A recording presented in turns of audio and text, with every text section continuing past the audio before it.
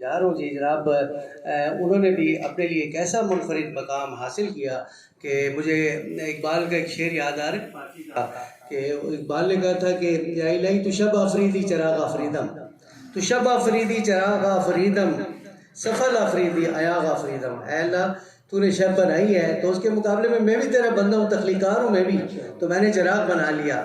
اور کہتے ہیں اللہ تو نے جو ہے تو مٹی جو ہے تخلیق کی ہے تو میں نے اسے کٹورا بنا لیا، جام بنا لیا، اسے میں پانی پیتا ہوں۔ تو ایسے ہی جام بنانے والے ایک فنکار پروفیسر تو وہ ہیں ہی، اردو ادب ان کا اوڑھنا بچھونا ہے، اور اس کے علاوہ جس وقت ڈرامہ لکھتے ہیں تو ان کے کردار جو ہے امر ہو جاتے ہیں، اور جو خاکہ لکھتے ہیں اس کے علاوہ جو کالم لکھتے ہیں بہت ہی پیارے، بہت ہی ہمدرد، بہت ہی اچھے دوست ہمارے جی خالد سہیل ملک صاحب، آپ سے ریکویسٹ ہے سر کہ آپ بھی اپنے خیالات کا اظہار کریں۔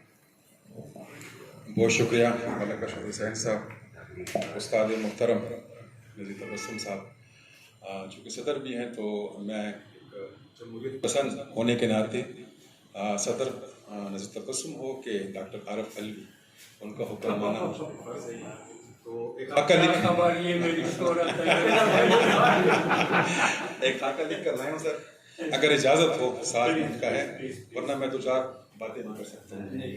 شکریہ جی۔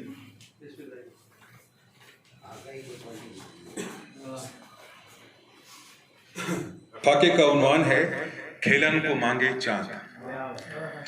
میرے ایک دوست ہیں، اگر ایسی کوئی دکان ہوتی کہ جہاں پریشانیاں خریدی جا سکتی تو موصوف اس دکان کے مستقل گاہک ہوتے۔ ایک دن جب میں آفس گیا تو وہ بہت پریشان تھے۔ میرے پوچھنے پر بولے کہ یار خالد، اخبار میں آیا ہے کہ 60 برس بعد دنیا سے گیس ناپید ہو جائے گی۔ میں نے جواب میں کہا کہ 60 سال بعد ہم کہاں تم کہاں، بھائی گیس ہمارا مسئلہ ہی نہیں۔ اس وقت تو میں نے اپنے دوست کو تسلی دے دی، لیکن اسی رات نیند سے آنکھ کھل گئی، اٹھا اور کچن جا کر گیس آن آف کی، گیس آ رہی تھی۔ تسلی کے بعد دوبارہ سو گیا۔ بعد میں سوچا کہ میں نے ایسا کیوں کیا حالانکہ اس بات کو ابھی 60 سال بھی نہیں ہوئے تھے۔ میرا آج کا ممدوح اسحاق وردک بھی ایسی ہی ایک پریشان روح ہے جو بڑی سہولت سے اپنی حیات کی سب سے بڑی پریشانی ادب آپ کے دماغ میں انڈیل سکتا ہے۔ آپ اس سے کوئی بھی بات کر لیں، دنیا میں ہونے والی دہشت گردی پر گفتگو کر لیں، گلوبلائزیشن کے موضوع کو موضوع بنا لیں، گلوبل وارمنگ پر بحث کرنے لگیں، لیکن دوسری جانب سے یہی جواب آئے گا کہ دنیا کے تمام مسائل اپنی جگہ، لیکن دنیا کا سب سے بڑا مسئلہ ادب ہے، اور ادب میں بھی جدید شاعری عالمی سے زیادہ کائناتی مسئلہ ہے۔ پھر اس کے بعد وہ زوال ادب کے کائناتی مسئلے پر جو دلائل دیتا ہے وہ اتنے جاندار ہوتے ہیں کہ اگر کسی کو ادب کی الف بے بھی معلوم نہ ہو اور وہ اسحاق وردک کی ادب کے حوالے سے گفتگو سن کر کم از کم ایک رات ضرور اس خوف سے نہیں سو پائے گا کہ پاکستان میں ادب کا مستقبل کیا ہے۔ اسحاق وردک سے میری پہلی ملاقات پشاور یونیورسٹی کے شعبہ اردو میں ہوئی تھی۔ اسحاق ایم اے پریویس کا طالب علم تھا۔ میں کسی کام کے سلسلے میں شعبہ گیا تھا تو وہ ایک گورا چٹا، سنہرے بالوں، سبز آنکھوں اور متناسب جسم کا نوجوان مجھ سے ملنے آیا۔ اپنا تعارف اسحاق وردک کے نام سے کروایا۔ رنگ روپ سے مجھے وہ چترالی لگا۔ میرے پوچھنے پر اسحاق نے چمکتی آنکھوں کے ساتھ میرے اندازے کو درست ثابت کرتے ہوئے ترنگ میں کہہ دیا کہ وہ چترالی ہے۔ مجھے جتنی خوار زبان آتی تھی وہ میں نے اسحاق کو سنا دی، جبکہ قصہ خانی کے چترالی بازار کے قریب عرصہ دراز سے رہنے کی وجہ سے اسحاق مجھ سے زیادہ خوار زبان جانتا تھا، سو اس نے پکا کر دیا کہ وہ چترالی ہے۔ میں نے پوچھا کہ پشاور میں رہنے والے چترالی تو ہندکو پشتو بھی بولتے ہیں۔ جواب نے اسحاق نے پہلے پشتو اور پھر ہندکو کا وائوا دے ڈالا۔ پشتو ہندکو سن کر مجھے بہت رشک آیا کہ چترالی نوجوان اردو، ہندکو، پشتو اور چترالی زبانیں جیب میں لیے یونیورسٹی آ گیا ہے، اس کا مستقبل تو بڑا روشن ہے۔ پشاور کے لوگ چترالیوں سے بہت محبت کرتے ہیں اور پیار سے انہیں مابرار میرا بھائی کہتے ہیں۔ میں بھی بڑے عرصے تک اسحاق کو مابرار ہی پکارتا رہا اور پوری ڈٹائی سے چترالی زبان میں جواب دیتا رہا۔ کچھ عرصے بعد جب شناسائی تعلق میں بدلی تو شریف آدمی نے بتایا کہ اس کا تعلق وادی دیر سے ہے۔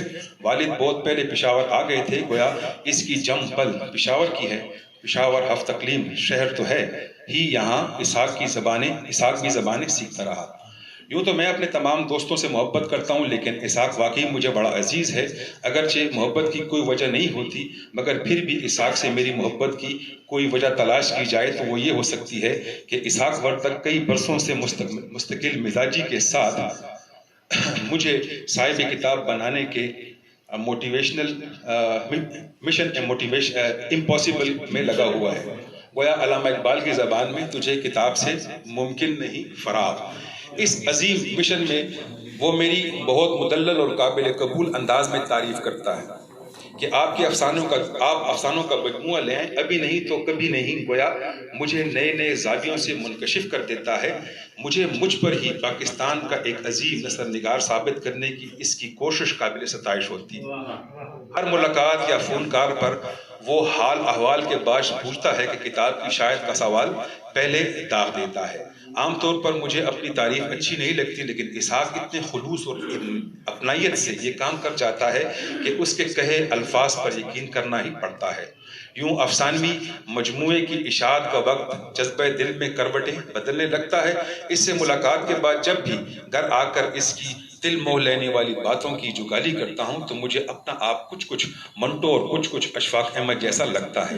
آپ ہی بتائیے کہ کوئی دوست آپ کے تخیل کو ایسی بلند پروازی عطا کر دے کہ آپ چشم تصور میں خود کو ادب کے نوبل پرائز کا حقدار سمجھنے لگیں تو اس دوست کے لیے تو 2-4 پنگے لے لینا کون سی بڑی بات ہے۔ اسحاق ورتک کو البتہ یہ مغالطہ ہے کہ میں جو اس کے شعر کی تعریف کرتا ہوں یا میں نے جو اس کی شاعری پر متعدد کالم لکھے ہیں، شاید میں وہ اس کی دوستی میں لکھے ہیں، مگر اسے شاید علم نہیں کہ میں یہ گناہ صرف کتابوں کے فلیپ کی حد تک ہی کرتا ہوں، جس کے لیے میں احتیاطاً فلیپ لکھنے کے فوراً بعد استغفار ضرور پڑھ لیتا ہوں۔ میں کالم نگاری میں اپنے قاری کے ساتھ منافقت کے تب و تاب نہیں پاتا۔ خوشامدی یا فرمائشی کالم لکھنے پر کبھی خود کو قائل نہیں کر سکا، جبکہ اسحاق کا شعر تو خود اپنی داد وصول کرتا ہے۔ کوئی بھی شاعر کسی ایک شہر، کسی ایک حلقے تک تو ستائش باہمی کی بنیاد پر خود کو اچھا شاعر کہلوا سکتا ہے، لیکن شعر اسی وقت سرحدوں کو عبور کرتا ہے جب اس شعر کے رنگ بھی نکھرے ہوں اور اس کی خوشبو بھی مہکتی ہو، ورنہ تو ذوق یاروں نے بہت زور غزل میں مارا والی صورتحال ہی رہتی ہے۔ ڈاکٹر نذیر تبسم، نشاط سرسدی، ڈاکٹر اظہار اور امجد بیزار پشاور کے بہت اچھے شاعر ہیں، لیکن وہ پشاور کی پذیرائی پر ہی قناعت کر گئے، ورنہ ان کے شعر میں اتنی جان تھی کہ اردو کے بڑے منظرنامے میں ان کی پذیرائی ہو سکتی تھی۔ اسحاق ورتک نے پشاور پر قناعت نہیں کی، اس نے شاعری کو اسلوب حیات بنایا، اسے پشاور میں روکنے والے دیکھتے رہ گئے اور اس نے سازشوں کے جال کو توڑ کر پہلے اٹک پار اور پھر سرحد پار اپنی شاعری کا سکہ جمایا۔ میں 20 بار کل پاکستان کے مشاعروں کی ضرورت بنا۔ اس نے ان مشاعروں میں شرکت کی اور اپنے کلام کی سند دلوائی۔ وہ اپنا شعر لے کر چیچو کی ملیاں بھی گیا اور ٹوبا ٹیک سنگھ بھی، وہ اور نہ جانے کہاں کہاں۔ وہ کسی اچھے بزنس مین کی طرح اپنے مال کے لیے منڈی تلاش کرنے میں سرگرداں رہا۔ جدید شاعری میں جذب ہو کر اسحاق ورتک نے پرانی شاعری کی جگالی کی بجائے نئی شاعری کا جادو سیکھا اور یوں چلایا کہ کئی زندہ اشعار اس کے کریڈٹ پر ہیں۔ یار لوگوں نے ٹھٹھا بھی کیا، اسحاق ورتک پر پشاور کے مشاعروں کے دروازے بھی بند کیے گئے، اسے جھکانے کی کوشش بھی کی، تاہم وہ ناکام ہوئے۔ عظمتوں کو چھونے کے لیے بندوں کو تھوڑا سا ڈھیٹ بھی ہونا چاہیے۔ اس کی زندہ مثال اسحاق ورتک ہے۔ اس نے جو کہا اس پر میخ ٹھونک دی، اور آج یہ دن ہے کہ پشاور کا نام آتے ہی اٹک اور سرحد کے اس پار لوگ جدید شعر میں اسحاق ورتک کا نام لیتے ہیں۔ اسحاق کا شعر اسحاق کی پہچان بن گیا اور اسحاق خیبر پختونخوا کی۔ اسحاق ایک وقت حلقہ ارباب ذوق کی سیکرٹریشپ چھن جانے پر بہت دکھی تھا۔ وہ حلقہ ارباب ذوق پشاور کے فورم کو جدید شعر و ادب کی درسگاہ بنانا چاہتا تھا۔ اس مقصد کے لیے اس نے جدید اردو ادب پر مذاکروں کی بنیاد رکھی اور حلقہ ارباب ذوق پشاور میں اردو غزل، نظم، افسانے، تنقید اور ناول میں جدید رجحانات کو سمجھانے کے لیے مسلسل مذاکروں کو رواج دیا۔ اسحاق حلقے میں جمہوری اقدار اور حلقہ ارباب ذوق کا مدت سے معطل آئین بحال کرنا چاہتا تھا، نئی تخلیقاروں پر حلقے کے بند دروازے کھولنا چاہتا تھا، تاہم یہ خواب ٹوٹ کر اس کے لیے مستقل روگ بن گیا۔ اس کی یہ لڑائی اپنی ذات کے لیے نہیں تھی، پشاور میں اردو ادب کے فروغ کے لیے تھی۔ وہ تو اپنی جنگ جیت رہا تھا، بس نئے ادیبوں کے راستے کے کانٹے ہٹانا چاہتا تھا۔ اسحاق وردک کا دکھ سمجھ بھی آتا ہے، یہ اسحاق کے اٹھان کے دن تھے۔ شاید وہ حلقہ رباب ذوق کی سیکرٹریشپ سے اپنا ادبی کیریئر بنا کر آگے بڑھنا چاہتا تھا۔ اسحاق وردک نے اس زمانے میں حلقہ چلایا جب اس کے احیاء اور وہ حلقہ اسحاق وردک نے اس زمانے میں حلقہ چلایا جب اس کا اور اس کا احیاء کے جب ہم بم دھماکوں کی وجہ سے لوگوں نے پشاور شہر میں گھومنا پھرنا بھی بند کر دیا تھا، لیکن اسحاق سر ہتھیلی پر رکھ کر حلقے کے اجلاس چلاتا رہا۔ یوں اسحاق کے لیے سارا ادب شاید حلقہ رباب ذوق میں سمٹ آیا تھا۔ وہ موقع تھا جب اپنے خواب کے بکھرنے پر اسحاق شدید ٹوٹ پھوٹ کا شکار ہو گیا تھا۔ میں اس کے درد کو خوب سمجھتا تھا کہ حلقہ رباب ذوق پشاور کی سیکرٹریشپ کا توق اسحاق کے بعد میرے گلے میں ڈال دیا گیا تھا، لیکن پاکستانی سیاست کی طرح ہمارے ادبی منظر نامے کی بھی ایک اسٹیبلشمنٹ ہوتی ہے۔ میرے جیسا آکھڑ بندہ ایک ہی برس میں اس ادبی اسٹیبلشمنٹ کے لیے غیر مقبول ہو گیا۔ اس سے پہلے کہ مجھے اس عظیم مرتبے سے نکالا جاتا اور بعد ازاں میں چیختا پھرتا کہ مجھے کیوں نکالا، سو میں خود ہی حلقے کی سیکرٹریشپ سے استعفیٰ دے کر باہر نکل آیا۔ اسحاق اس موقع پر ادبی کارگل کے محاذ پر لڑنے لگا۔ اس نے ادبی اسٹیبلشمنٹ سے سمجھوتا کر کے اور چور دروازے سے لفافہ مشاعروں میں انٹری دینے کی بجائے جمہوری اقتدار کی بحالی کے لیے کٹھن راہ چنی۔ جب ایک ایک کر کے اس کے تمام راستے بند کر دیے گئے، ٹی وی اور ریڈیو کے ادبی پروگرام پر اس پر غیر محسوس طریقے سے پابندی لگائی گئی تھی، تو وردک نے سوشل میڈیا پر ایک نیا محاذ کھول لیا۔ اب وہ مکمل باغی اور انقلابی کے روپ میں سامنے آیا۔ فیس بک پر اس کی پوسٹیں اس کی فرسٹریشن کا چیخ کر اعلان کر رہی تھی، جبکہ فیس بک کی اس لڑائی میں چند غیر معروف ادبی اسٹیبلشمنٹ کے اشارے پر جوابی کارروائی میں اسحاق کی شخصیت کو نقصان پہنچا رہے تھے۔ یہاں اسحاق وردک تن تنہا ایک ادبی لڑاکے کے روپ میں سامنے آ رہا تھا، جو روپ مجھے بالکل بھی اچھا نہیں لگ رہا تھا، کیونکہ اس رویے نے بڑے اچھے ادیبوں کو آگے بڑھنے نہیں دیا۔ پشاور ہی کے ایک بے پناہ شاعر جلیل ہاشمی کی مثال ہمارے سامنے ہے کہ جن کا شعر اس وقت کے ادبی جرائد فرمائش پر منگوا کر چھپاتے تھے، لیکن جلیل ہاشمی کی کمزور پی آر اور ان کا جارحانہ رویہ ان کی شہرت کو نقصان پہنچاتا رہا کہ آج کی نسل کو شاید ان کا نام بھی یاد نہ ہوگا۔ تب میں نے اسے مشورہ دیا کہ اسحاق پشاور سے نکلو، ورنہ حلقہ تمہارے حلقوم میں اڑ جائے گا، اور وہ مان گیا۔ اور آج اسحاق کو پشاور نہ بھی مانے، پاکستان اور پاکستان سے باہر اسے ضرور شاعر مانا جاتا ہے۔ خدا جانے اسحاق اپنے ادبی سفر میں کس سے مشورہ لیتا ہے، لیکن مجھے یقین ہے کہ وہ میرے مشورے کو نصیحت کا درجہ دیتا ہے، مجھے ادبی سرپرست اور محسن سمجھتا ہے۔ اسحاق وردک احسان فراموش انسان نہیں، نہ ہی موقع پرست ہے۔ وہ مفاد کے لیے اپنا راستہ اور نظریہ ادب بدلے۔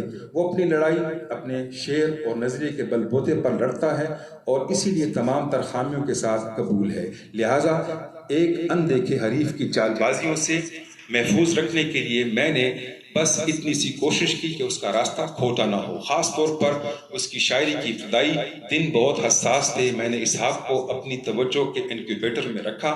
احسان کا بدلہ چکانے کی نیت سے اسحاق مجھے خوب اکساتا رہا کہ افسانوں، انشائیوں، خاکوں اور ڈراموں کی کتاب چھاپیں، مجھے اپنے افسانے دیں، میں ادبی رسائل میں چھاپوں وغیرہ۔ لیکن چونکہ میں اپنی تحریر کے حوالے سے کسی خوش فہمی کا شکار نہیں، سو اسحاق کو ہر بار ٹال دیتا ہوں۔ نصف صدی سے زیادہ کے سفر میں کوئی اپنا ادبی مقام نہ بنا سکے تو باقی کیا بچتا ہے؟ اسحاق وردک سازشی تو نہیں، لیکن سازشی بننے کے زبردست امکانات اور صلاحیت ضرور رکھتا ہے، لیکن افسوس کہ وہ اس خودداد صلاحیت کو بروئے کار نہ لا سکا، اور ادب کو سیڑھی بنا کر لفافہ مشاعروں کے راج الوقت ہتھ کنڈوں کی بجائے صرف اپنے خواب اور اپنی شاعری کے سہارے آگے بڑھنا چاہتا ہے، اور نئی شاعری کے عمدہ مجموعے شہر میں گاؤں کے پرندے کی شکل میں ادبی سفر کے کئی سنگ میل طے کر چکا ہے۔ البتہ وہ اس صلاحیت سے اپنے خلاف سازشوں کو ضرور بھانپ لیتا ہے۔ اب خدا نخواستہ وہ سازشیں اب خدا نخواستہ وہ سازشیں حکومتیں گرانے یا دل فریب ویڈیو بنانے والی تو ہوتی نہیں، زیادہ سے زیادہ اپنے حریفوں کا سرقہ برآمد کر لیا، کسی کی غزل کو بہری کی تہمت دے دی، کسی کو کسی مشاعرے سے روک دیا وغیرہ وغیرہ، مگر اسحاق ایسا بھی نہ کر سکا کیونکہ اس کو اس کے شعر کی داد ملنا شروع ہو گئی ہے۔ اردو کے بڑے شاعر ظفر اقبال کے کالموں میں اس کی غزلیں چھپ رہی ہیں۔ سرحد پار کے تنقیدی کتب میں وہ جدید شاعر کے طور پر زیر بحث ہے جس کا نشہ شراب سے زیادہ ہوتا ہے، مگر اب وہ اس قابل ہو چکا ہے کہ اس کے خلاف سازشیں منعقد کی جائیں۔ اسحاق ورتک دنیا دار نہیں، اس کا تعلق ایک کاروباری خاندان سے ہے۔ اسحاق بڑی سہولت سے نوکری کے ساتھ اپنی کسی ایک دکان پر بیٹھ کر پیسہ کما سکتا ہے، لیکن اسے تو پیسے سے زیادہ خواب کی تعبیر اور داد کمانے کا شوق ہے جو اس کے شعر پر اسے ملتی ہے۔ اس لیے وہ 99 کے پھیر میں نہیں پھنسا، لیکن فیلن کا منتر پڑھ کر اس نے اپنے گرد ایک حلقہ بنا دیا ہے اور ایک لکشمن ریکھا کھینچ دی ہے کہ بھائی یہاں سے نہیں نکلنا۔ یہ کیا بڑی بات نہیں کہ بندہ ایک خواب دیکھے اور اس خواب کو اپنی محنت اور ذہانت سے شرمندہ تعبیر کر دے۔ اسحاق نے بھی خیبر پختونخوا کا روایت شکن شاعر ہونے کا خواب دیکھا اور وہ جدید شاعر ہو گیا۔ اسحاق کو بچپن میں قطن شاعر بننے کا شوق نہیں تھا۔ بچپن میں تو بچوں کی کہانی لکھتا تھا۔ میرے خیال میں اسحاق اقتصادی شاعر ہے۔ اس نے کبھی دعویٰ نہیں کیا کہ خاکسار کی بچپن ہی سے طبیعت موزوں تھی۔ اس نے شاعری کے لیے تپسیا کی ہے۔ اہل زمان استاد شاعر محمد طاہر خان مرحوم کی خدمت میں زانو تلمس تحقیق سے زرعی دور میں حلقہ باب ذوق پشاور کا جوائنٹ سیکرٹری بنا۔ جب خاطر غزنوی، محسن احسان، یوسف رضا چشتی، سجاد بیس، بابر نذیر تبسم جیسے جید شعراء مستقل حلقے کی نشستوں کی رونق تھے۔ اس جنوں میں اور مستقل مزاجی سے ورتک نے شعر کہنا سیکھا، بلکہ یوں کہوں کہ اس نے اچھا اور نیا شعر کہنا سیکھا۔ کسی بھی ہنر کو سیکھنے کے لیے اس ہنر کو سمجھنا از حد ضروری ہے۔ اسحاق پشاور کے ان چند ادب شناسوں میں سے ایک ہے جس کا مطالعہ بہت وسیع ہے۔ وہ نظم و نثر کا یکساں علم رکھتا ہے، بلکہ شعر و ادب کے جدید رجحانات کا تو اسے اتنا علم ہے کہ مجھ جیسے ایم اے اردو کے کورس کے مطالعہ رکھنے والے اسے آنکھ بھر کر دیکھتے ہیں۔ اسحاق کو اس کے مطالعے نے اچھا شعر کہنا سکھایا ہے۔ وہ جانتا ہے کہ کون سا شعر اسے داد دلوائے گا، یہی اسحاق کی کامیابی ہے۔ اسحاق ورتک جدید دور کا شاعر ہے۔ اسے یہ بھی ادراک ہے کہ جدید دور کے شعر کے کیا تقاضے ہیں۔ وہ سوشل میڈیا کے سارے گتکے جانتا ہے۔ اب اسے چاہنے والے مل گئے ہیں جو سوشل میڈیا پر اس کے بھڑکتے ہوئے شعر لگانے کا فن جانتے ہیں۔ کبھی انڈیا تو کبھی پاکستان تو کبھی کینیڈا سے کوئی اس کا شعر لگا رہا ہے۔ کسی شاعر کا شعر ریختہ اور دیگر ادبی ویب پیجز پر لگنا اور پاک و ہند کے مستند ادبی رسائل میں چھپنا کوئی عام سی بات نہیں ہے، کیونکہ یہ جدید طرز کے ادبی رجحانات ہیں، جدید دور کے جدید شعر کے اور جدید شاعر کے رجحانات، اور ان رجحانات سے اب کسی کو انکار نہیں کرنا چاہیے۔ آج 2022 میں کوئی یہ سوچے کہ وہ بہت اچھا ادب تخلیق کر رہا ہے اور وہ بس ایک کتاب چھاپ کر خود کو منوا لے گا تو یہ اس کی خام خیالی ہوگی۔ اور اسحاق ورتک کا شعر و ادب کا یہ اسم اعظم شعر و ادب کا یہ اسم اعظم جان چکا ہے۔ اس کی شاعری پاکستان اور انڈیا کے رسائل میں چھپ رہی ہے۔ اسحاق کیسے ادبی مراکز تک رسائی ممکن بناتا ہے، یہ اس کا الگ سے ایک کارنامہ ہے۔ یہ بالکل ویسا ہی ہے جیسے لگژری بسوں میں بس کے انجن کے ساتھ ایک انجن ہوتا ہے جو اے سی چلاتا ہے کہ اکلوتے انجن پر اضافی لوڈ نہ پڑے۔ یہی اضافی انجن اس بس کو لگژری بناتا ہے۔ اس سارے منظرنامے میں اسحاق ورتک نے ایک نئی روایت تخلیق کی ہے۔ وہ نئے دور کے نئے انسان کی وضع کردہ روایتوں کو نہ صرف سمجھتا ہے بلکہ نبھاتا بھی ہے، جانتا بھی ہے۔ اب اسے ہنر آ گیا ہے کہ سازش کی دیوار کے اندر سے کیسے گزرنا ہے۔ اب مخالفین BS اور MPhil کو روکتے رہ جاتے ہیں اور اسحاق ورتک محققین کو اپنے شعر سے قائل کر کے خود اپنے کلام پر اپنے بہت قریبی دوستوں بشمول راکم الحروف پر مقالات لکھوا رہا ہے۔ یہ سارے کام کوئی چیتا ہی کر سکتا ہے، میری طرح کا کاہل چاہتے ہوئے بھی نہیں کر سکتا۔ اگر اسحاق ایسا کرتا ہے تو برا ہی کیا ہے. جس طرح زندگی کے دوسرے پروٹوکولز بدلے ہیں اسی طرح ادب اور ادیب کے پروٹوکولز بھی بدلے ہیں، اور میری نسل نے تو ادب میں صرف اپنی بقا ممکن بنائی ہے. اب کے تو بقا کے تقاضے بھی بدل گئے ہیں. یہ تقاضے صفاق بھی ہوں تو بقا کی جنگ میں ان کی کون پرواہ کرتا ہے. جس طرح ہم ایک رات سوئے اور صبح جاگے تو پتہ چلا کہ کوئی شاہد افریدی آیا ہے اور اس نے ون ڈے کی تیز ترین سنچری بنا ڈالی ہے. اسحاق وردک بھی شاہد افریدی کی طرح راتوں رات سٹار بنا ہے. خیرات میں دے آیا ہوں جیتی ہوئی باعث، دنیا یہ سمجھتی ہے کہ میں ہار گیا ہوں. اس کا یہ شعر قومی منظرنامے میں ایک تاریخی واقعے کے سبب اور سوشل میڈیا پر ایسا پھیلا کہ اس شعر نے پشاور شہر ہی کے سونے شاعر عزیز اجاز کے شعر جیسا موڈ ہو ویسا منظر ہوتا ہے، موسم تو انسان کے اندر ہوتا ہے کہ آفاقی اثر کو توڑ ڈالا. اسحاق کا خیرات والا شعر واقعی خیرات کے صدقہ جاریہ کی طرح کہاں کہاں تک نہ پہنچا کہ خود اسحاق پیچھے رہ گیا، اور یہ شعر پاکستان اور ہندوستان کی بڑی شخصیات کی فیس بک والز، کالموں، میڈیا اور ٹویٹر سٹرینڈز کی زینت بن گیا. یہ الگ بات ہے کہ ملکوں کے شہروں مشاعرے پڑھنے والا اسحاق وردک اکثر باوجود پشاور کے مشاعروں کی لسٹوں سے اپنا نام نہیں پاتا. اس کے شعری مجموعے شہر میں گاؤں کے پرندے کو اٹک پار اور سرحد پار اچھی خاصی توجہ ملی، لیکن اپنے شہر کی ادبی اسٹیبلشمنٹ نے اسے نظر انداز کرنے کی کوشش کی. اس پر وہ کبھی دکھی ہوتا ہے تو رکتا نہیں، وہ اس کا بدلہ ایک اور اچھی غزل کہہ کر لے لیتا ہے. کیونکہ اسحاق کے لیے ادب سنجیدہ سرگرمی اور کائناتی مسئلہ ہے. وہ مشاعروں اور ادبی انعامات کے سہارے زندہ رہنا نہیں چاہتا، وہ روایت اور تاریخ کا حصہ بننا چاہتا ہے. اس لیے وہ دن رات مشقت کرتا ہے. اس کا شعر اس کی مشقت کی گواہی دیتا ہے. میں نے اسحاق کی شاعری کے علاوہ دیگر ترجیحات نہیں دیکھی کیونکہ اس کی حتمی ترجیح شعر ہی ہے. حیرت انگیز طور پر اسحاق کا تخلیقی سفر افق کی جانب رواں ہے اور پوری رفتار کے ساتھ رواں ہے. اسحاق دیر کا پشتون ہے مگر پشاور شہر اس کے اندر بستا ہے. اس نے پشاور شہر کو محبوب بنا رکھا ہے. اسے دیر کے جینس سے سخت جانی اور استقلال میسر آیا ہے، اور پشاور نے اسے تہذیبی ورثے کا خزانہ سونپا ہے. زبانوں نے اسے فکر کے ہمہ جہت دارے بخشے ہیں، اور شعر کے جنون نے اسے تحرک ودیت کیا ہے کہ جس سے اسحاق ایک ایسا پیکج بن جاتا ہے کہ جو آنے والے دنوں میں بڑا شاعر ہونے کا استحقاق رکھتا ہے، اور جس کے شعر کے ذکر کے بغیر نئی شاعری کی تاریخ نامکمل ہے. سما خراشی کی معذرت.